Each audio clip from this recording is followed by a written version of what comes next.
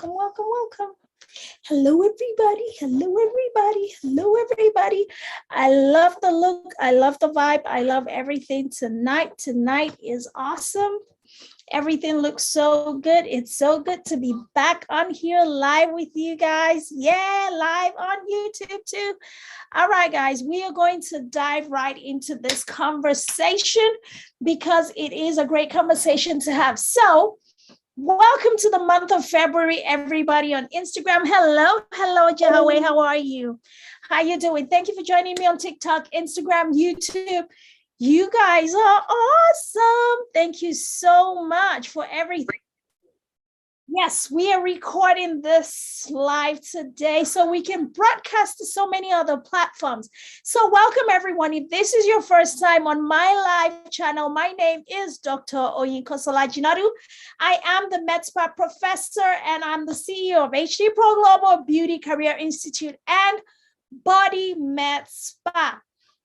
So tonight's topic is, just let me give you guys a rundown of my live. So for January 2022, I started out the year with 30 days of live and we went live for 30 straight days. Yes, we did 30 straight days. And I told you guys that after going, hi, Kevin, Jojo on Instagram. Hello, Jahaway hello, Daniel, Chisam, everybody, welcome. More people coming in. Muhammad, how are you? Welcome. Thanks for joining me. Shout out to everybody.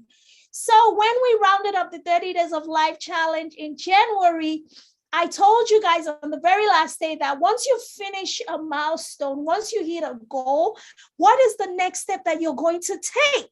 And I said to you guys, the next thing is to reset and restart. You reset and you restart. You don't rest on your successes because the success of yesterday is really gone, right? How far you went yesterday is how far you've gone. But is that how far you really want to go in life?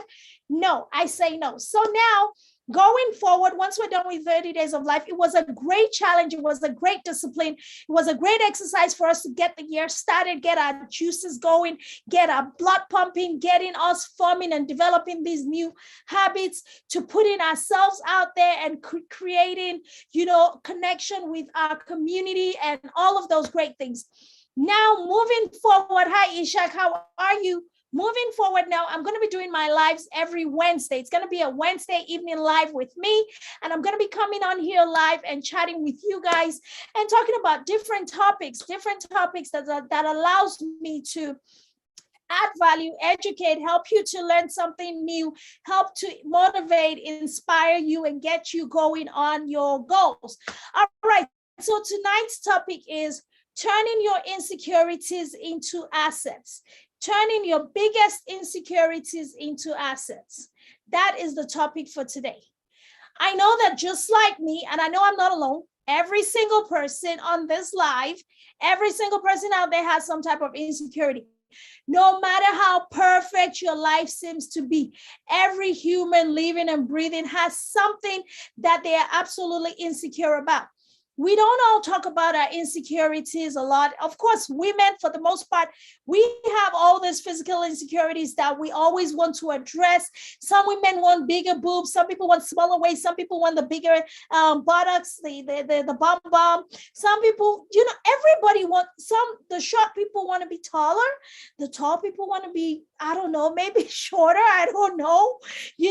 Fat people want to be skinny people want to be fat. It's just all kinds of things. Human beings, we always want something. We always want something, right? And the reality of the matter is, a lot of times, the things that we want or we think we want are not usually the things that end up satisfying us. So we want a lot of things out of life and we always want more. Like if you get something today, you want more. You hit a milestone today, you're like, okay, what's next? Just like me. I'm like, okay, we hit a milestone today. I haven't even stopped to say, let me celebrate. I'm already thinking about the next encounter, the next big thing, the next move, the next goal.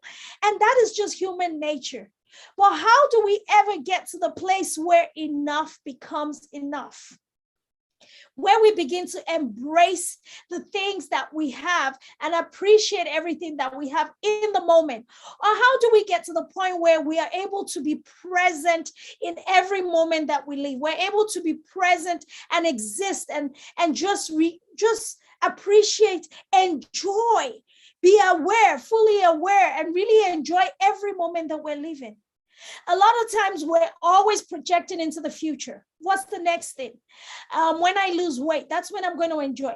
When I make more money, when I get to marry that man, or when I meet that girl of my dreams, or when I have, hi, John Bosco, how are you, darling?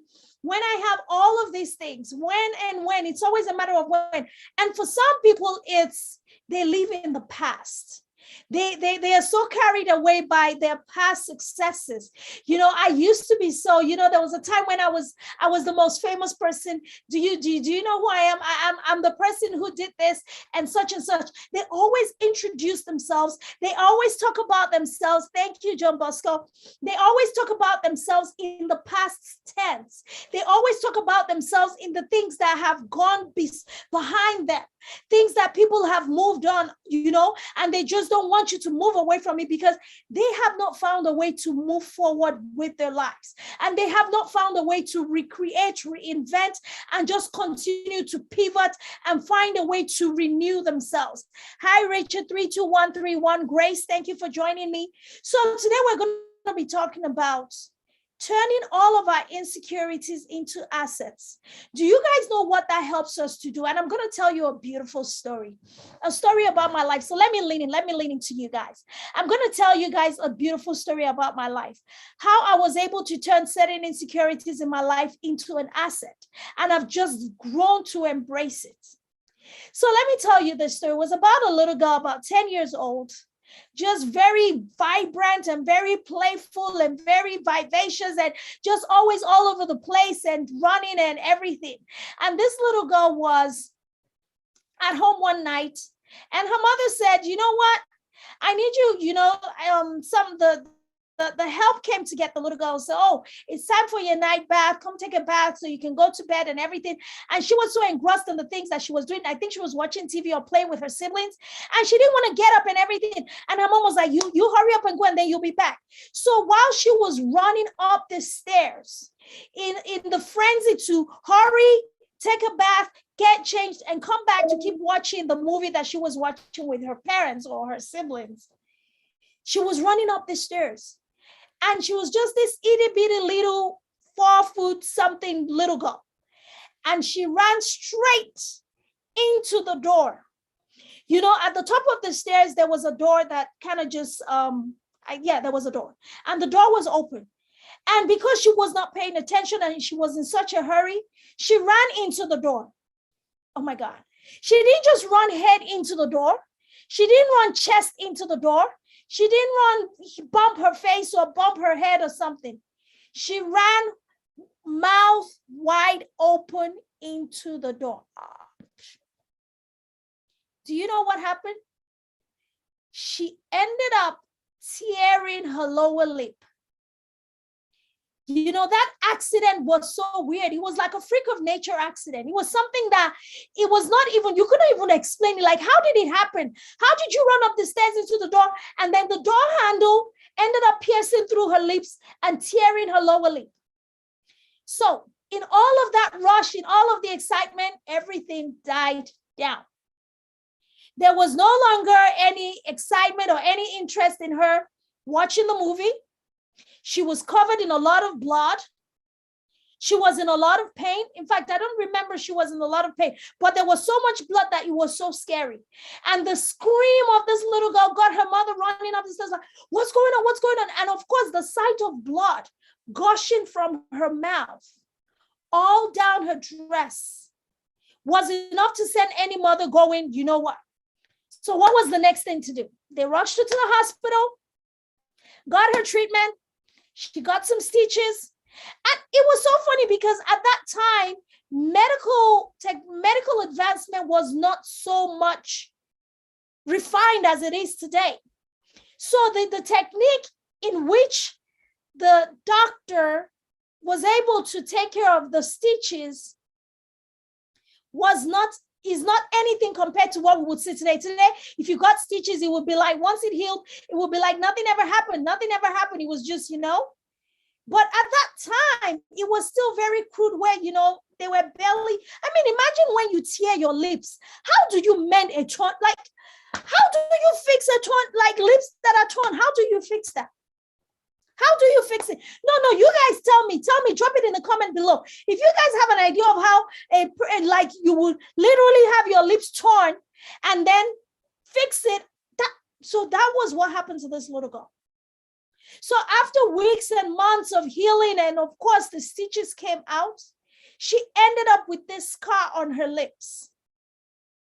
So she no longer had the perfect lips that she knew.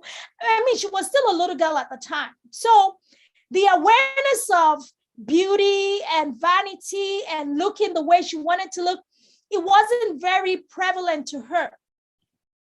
But the older she got, the more she became aware of herself as a teenager, as a young woman, she realized that the scar on her lip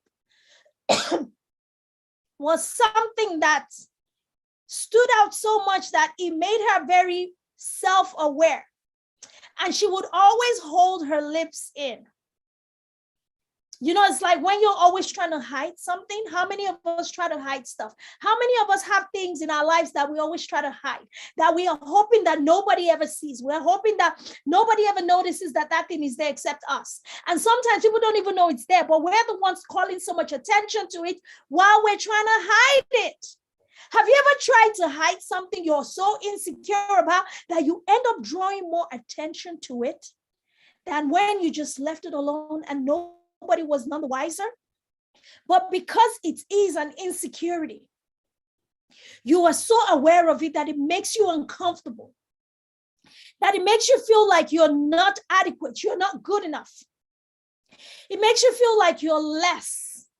It reduces the value that you have of yourself just because you feel like that one thing is there. And it's so horrible. The one thing that you wish never happened to you happened, and you feel like you carry that scar. You were sexually molested, or you just had a baby. A lot of women have babies and then they try so hard to hide the baby bump and they feel so insecure about it. And even before anybody says anything to them, they're like, oh, I had a baby. Oh, nobody cares. But because it is an insecurity, human nature will cause us to draw attention to it by ourselves. Human nature will cause us to announce it, and we allow that to take over our identity. And that thing that we feel is not the best side of ourselves, we allow it to take over, and we allow it to be the one thing that announces us. So when they see, it's like, people use different things like fat Ricky. Oh, skinny this, tall that, big head that. Oh, big, we use a lot of things that we feel like insecurities, and we use it to address ourselves. And eventually over time, that changes into our identity. And those insecurities, other than them just being something that happened to us and we move on from, it begins to be stuff that controls us. It controls our lives. It controls the way we relate. It controls the things that we do. Hi, Tracy Hyman, how are you? And those insecurities controls everything that we do. And we allow that to dominate our existence. And so this little girl continued to grow up and advance. Tonight, Tracy, we're talking about turning your insecurities into asset. And I'm telling the story of a little girl who had a major accident. And this accident ended up scarring her to the point where it became a major insecurity in her life. She tore her lower lip. I don't know how you tear your lower lip, but this little girl tore her lower lips. And she had it stitched. So it was like taking the skin on your lip and having it stitched back together. And at the time, almost over 20 something years ago, or 30 something years ago, when this happened, medical science was not what it is today. So they didn't have the refined techniques that they would now use to fix a scar, whereby it will be unnoticeable after it's healed. So when her lips healed, the scar was there. And oftentimes the lip will be swollen on one side. So she always had to hold in one side of her lip. So her insecurities controlled her. So in situations when she would get it, even with her vivacious personality, she would not be able to speak up as much as she should. She would not be able to express herself freely as she would have loved to. So for a long time, she lost her voice. And that little scar became her identity. And even before people would say anything, she'd be like, oh, I have a scar on my lip, I tore my lip and this. And she was always explaining herself. How many of us make excuses for the things that happen to us? And we continue to repeat those excuses just to try to explain ourselves to people of the inadequacies that we carry around that we don't need to carry, the burden of the past that we carry around and we don't need to carry. I see a lot of women. Yes, Miss Tracy. I see a lot of women who have gone through so many traumatic things. When you have a baby, when you have children, your body goes through trauma. That is basic. And in reality, everybody is made so differently. Some people snap back. Some people don't get to snap back. Some people were skinny before the baby. They gain a lot of weight. And all of a sudden, hormonal imbalances kick in. And they're not able to lose the weight as quickly as they used to. So many factors that determine how our body responds. And then we take all of those things on and we turn it into our identity. And everywhere we go, we're so shy. We're so uncomfortable. And then everywhere we go, we're always the first to announce, oh, I had some children. If I can only lose this baby fat. And those kids are like 10 years old. And we keep shifting the blame. And we embrace all of those insecurities and we allow it to manipulate us. And we allow it to reduce and diminish the greatness of who we are made to be. So tonight I want to tell you the story of this little girl. And that little girl was me. And let me tell you, that scar that I was telling you about, it's still very much present on my lip. If you look very closely, it's kind of blended in over the years. I'm 40 years old now. So this happened when I was 10, but it's still there. It's still there. It's still there. And the reason I'm so happy it's still there, it's because today I can share that story with you.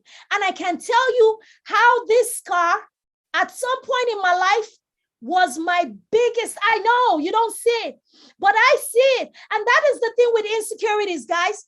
A lot of people don't see it. People don't even care for it. But because we have made it such a big part of our existence, we are the only ones paying so much attention to it. And we allow it to cripple us and limit us. Do you know that for the longest time, do you know how many people over the years have told me, Dr. O, you have such beautiful lips. And I'm like, what?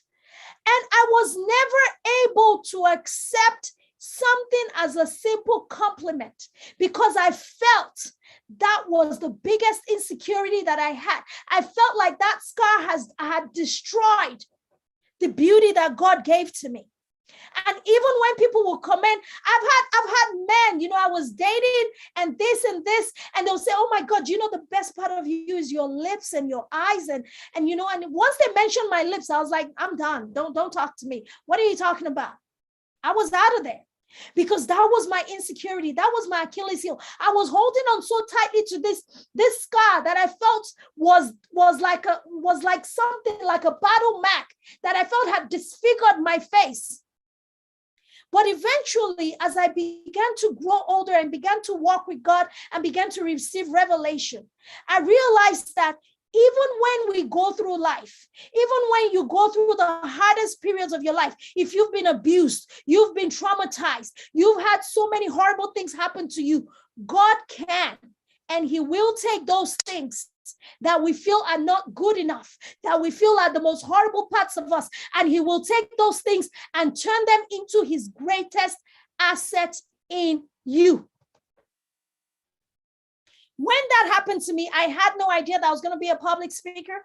I had no idea I was going to have to stand in front of people. Now till date, thousands of people spoken and shared and ministered and done all kinds of things, trained and taught and done so much with my voice. And these lips have spoken life and they have done so much. I had no idea that this is what God had for me to do. But the area that the devil wanted to attack me the most, where he wanted to snatch my confidence away. He wanted to steal my voice away. He wanted to withhold back that which God had given me. And he wanted me to be able to be that person that would, oh yes, ma'am, I would be so honored to. He wanted me to be that woman that would feel so ashamed and unworthy because I had an accident as a child. He wanted me to carry that scar as a badge of honor, as opposed to using that scar as something that would say, look at what happened to me, but in spite of it, look at where I am today. But you know, God delivered me, and he turned that scar into my greatest asset. So the leap, I don't know if the devil intended for my whole mouth to be moved away, for that one accident to have completely disfigured my mouth, so that me standing here today would not be the person standing in front of you, so that I would not be able to fulfill the purpose and the destiny that God has for me today. But heaven said no. Heaven said no. She has an assignment. She has a calling on her life. So even though that one accident at 10 years old could have taken away the weapon, the asset. This is my asset. Right here, guys. Right here, right here, right here. The devil meant to destroy the asset that God had for me. And even when he did not succeed, he crept into my mind. He went in my mind space to tell me all the lies. Like he lies to so many women, so many clients that I get to work with. I have the privilege of serving so many women who come to me and say, I don't feel beautiful. I look in the mirror and I can't even look at myself. I don't like the way my body is. I don't like this. I don't like that. And then I realized that, okay, we can do something about your body. We can fix it. We can do some non-invasive. We can give you the waist trainer. We can do all of those things. But first of all, we need to do something about here. We need to correct what your mind is telling you that you see. Because regardless of what we do on the outside, now I'm telling you about my scar, my lips, and Miss Tracy here, and everyone on TikTok is saying, we don't see anything. We don't see anything. And I've been with people, and of course, being an attractive lady, men come up to you, they're like, oh, we love your lips.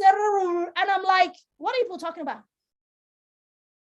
Because if I had not gotten my mind in the right place, in the right position, if I had not allowed my mind to be renewed and empowered by the Spirit of God, I would still continue to see the damage that was done to me, even though the world no longer sees it. You know, there are scars that we carry along. There are things that we carry. There are traumas that we carry. There's hurt and pain and unforgiveness and so many things that we carry and we carry and we carry. And because nobody sees it, but we are the only ones that are dealing with it on a daily basis. And it is the biggest source of our insecurity. And it hinders us from being the best and highest version of ourselves. It hinders us from shining the light of God to other people. It hinders us from sharing and expressing our gifts with the world the way the Lord intended. It hinders us from being the child that God would look down and say, this is my beloved daughter. I am so proud of you. It hinders us. And the enemy continues to capitalize on those insecurities. I want to tell you today to break free. There is freedom in God. There's freedom in Christ. Break away from that. All of those things are lies. I tell you, your place of your highest insecurity, wherever that is your highest place of your calling. That is the biggest asset that God is going to use to help shine the light in your life to others. That is the thing that he will use to be a blessing to so many people. So that is how we turn our insecurities into assets. When we begin to renew our minds and we begin to think differently and we begin to see ourselves in the light of the glory that God sees us in, and we begin to see ourselves as God really sees us to be. I'm in the business of vanity. I'm in the business of beauty. I'm a med spa professional. That is aesthetics. Vanity is our game. However, I went into this industry because I wanted to change the face of aesthetics. I want to change the voice of aesthetics. I want us to see that beauty starts first on the inside and then it radiates on the outside, because it don't matter how much of this you put on top of everything. If the inside is so dirty and ugly and so bad, then there is absolutely nothing that all of the coverings and all of the trimmings and all of the aesthetics can ever do for you or anybody else. So guys, listen, whatever your insecurities are, today is the last day that those insecurities are going to hold you bound. Today is the last day that those insecurities are going to hold you in a bondage of lies, because they're all lies. You are perfect. You are beautiful. You have value. Very high, precious, valuable human that you are. A high price has been paid for your life. So guess what? All of those things, they are assets in the hands of the Father. Mary Magdalene was a prostitute. Rahab was a prostitute, but because Rahab obeyed the voice of God, she became a valuable asset. And because of Rahab, we had to see the lineage of Christ come through David, through Solomon, and then into the New Testament, just because one prostitute obeyed the voice of God. You know, a prostitute will be seen as someone who was supposed to be tossed aside. But God said, no, that's my asset. That's my asset. That is the asset that I'm going to preserve. So when the whole city was burned down, only Rahab and her household were preserved. She became the biggest asset. Guys, listen. Each and every one of us is a huge asset in the hands of God. Look at everyone in the Bible. Look at everyone in the Bible that God used. Moses, he was a murderer. David, a murderer and an adulterer. Oh my goodness. The man after God's own heart. The man that God gave that high privilege to say, this one is in my heart. I carry David in my heart. I mean, how many people got that type of accolade from God? But the murderer and the adulterer, he got that accolade from God because his greatest insecurity, even though it was the one thing that he was so ashamed of in his life and he felt was the most unforgivable thing, he still was the highest asset in God's hands. God still used him mightily. So guys, listen, whatever your greatest insecurity is, all of those things can still and will. And most, in fact, it's usually the biggest thing that God uses to turn your life around and to bless the lives of those around you. So guys, listen, that's all I got for you tonight. But I tell you guys, I have so many more that I'm going to be bringing to you every Wednesday. We're going to be sharing so many wonderful insights. Sometimes we're going to share thought-provoking messages just as this, turning your insecurities into assets. I have managed to turn my insecurities into my greatest asset. Now I'm embracing all of me. Every single part of me is free and usable by God. Whatever he wants to use, he uses it all. And I don't see it as anything. So if I can do it and God can do this quick work of righteousness in my heart, then he can do it in your heart too. Some days we're going to talk about makeup. Some days we're going to be talking about body sculpting. I don't know. Whatever comes on here, it's all ministry. Everything I do is ministry. My business is a ministry. My training is a ministry, because I believe that every tool that God gives us is an asset in his hands. And that's what I strive to achieve every day, to be an asset in God's hands. What about you? Think about it. All right, guys, I love you so much. My name is Dr. Jinadu, the Med Spa professor, coming to you live on this beautiful Wednesday evening. And I will see you guys next week, Wednesday, once again, for another live on IG, TikTok, YouTube, Facebook, everywhere. Hey, Miss Tracy. Hey, you know what, Miss Tracy? You are the MVP for tonight, with the highest comments and everything. I love you, sister. God bless you. Thank you so much for coming on here and showing me so much love. Thank you. God bless you. TikTokers, y'all the bomb.com. Y'all come through and you guys show out. I love my TikTok family. YouTube, y'all guys are great. I can't see much of you guys going on there, but I know you guys watch the videos. Go subscribe to my YouTube channel, Instagram, Facebook, everybody. Go to YouTube, Dr. OJ Speaks TV. Subscribe, turn your notifications on, because we have a new video dropping this Friday. And every Friday, 7 p.m. Central Standard Time, Dr. OJ Speaks will be live, 7 p.m. Central Standard Time. So y'all go show your girls some love.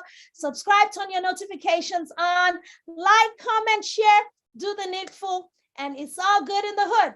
See you guys next week. Have a good night. Miss Tracy, please DM me. I definitely would love to be part of your women's retreats. God bless you. Thank you so much for the love and the honor. I appreciate you. Bye. Have a good night, everybody. Good night, good night. Good night, Instagram. Good night, TikTokers. Thank you.